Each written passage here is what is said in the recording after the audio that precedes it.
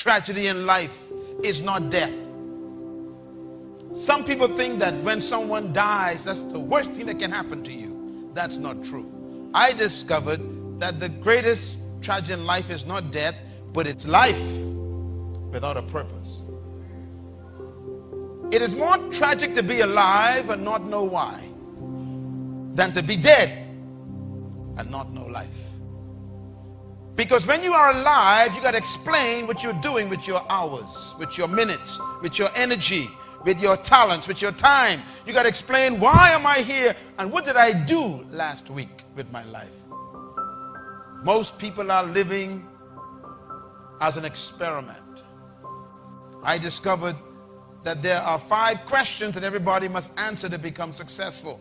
I discovered these when I was 15 years old. Write them down. The first question every human must answer to become successful are these questions. And every one of you in this room got to deal with these questions.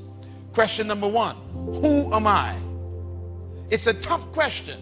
And some of you think you've answered it, but it's not an easy question to answer. Normally when I ask people who you are, they tell me what they do. I didn't ask you what you did. I asked people, who are you? They say, I'm a nurse. I didn't ask you what you did. I want to know, who are you?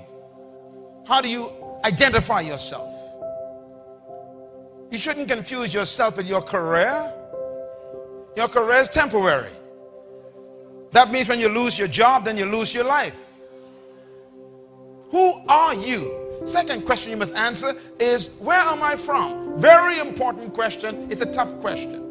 As a matter of fact, humans have been trying to answer these questions for over 2,000-3,000 years. Today, they have been even attempting to say that you are from monkeys. They talk about evolution. They talk about man starting as a slime that became a salamander, that became a tadpole, that developed into a frog, which became eventually an ape man, that became a human. Well, I don't know about you, but I ain't no ape and I ain't no tadpole.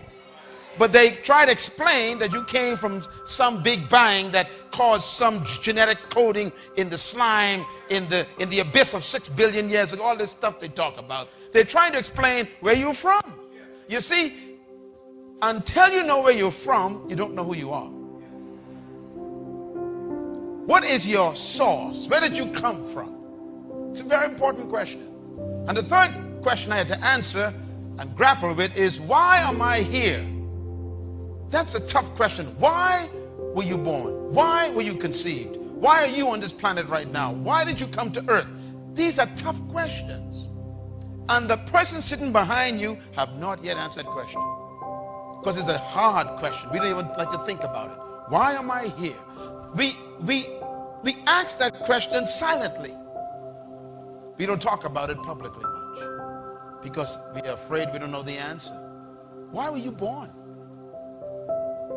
I mean, they said when a man has sex with a woman and he releases semen into a woman, scientists have proven that over 600 million sperms rush toward the egg. And only one makes it. And guess who that was? And my question is, why did 599 million sperms die so that you could live to come to this planet? Was there a reason why the divine creator chose that specific sperm for you to come at this time? Why did you come here? It's a tough question. You didn't come here just to make a living and pay bills and then die.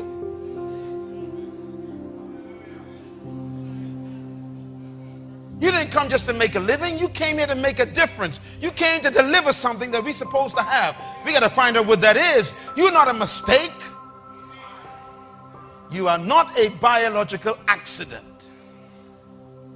So why did you come here? It's a tough question.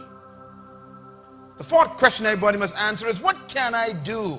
What is my true ability? And this is a tough question because most of the people in this church sitting here today are living below their true potential. You don't know what you're capable of. Why? Because we have accepted other people's opinions of our own ability. We've allowed people and culture and society to tell us what we can and cannot do. I was a victim of that years ago. I had to be delivered from people. Even living in this city, this town right here, could be your greatest curse. Because there are certain things they don't expect you to do in this town. They tell you how far you can go, what you cannot do, what's never been done, and you better don't upset the boat and don't achieve that here, and you can't do that here. They muffle your true ability. What can you do is the question. It's a tough question. And the fifth question, write it down, everyone must answer, is where am I going? This one has to do with your destiny. Where are you going in your life? Where will you be in the next 10 years? What do you see for the next 50 years of your life? What do you want to do with yourself in the next 40 years? What do you see in your life as your future destiny? What's your hope to become and to do in your life? Or are you simply waiting for the next paycheck? Is your life as short as the next bill you pay? Is there a sense of destiny in your life? God sent me here to talk to you, to let you know that you are not just here as a passing fantasy. You came to this planet because something that you need to do is still undone.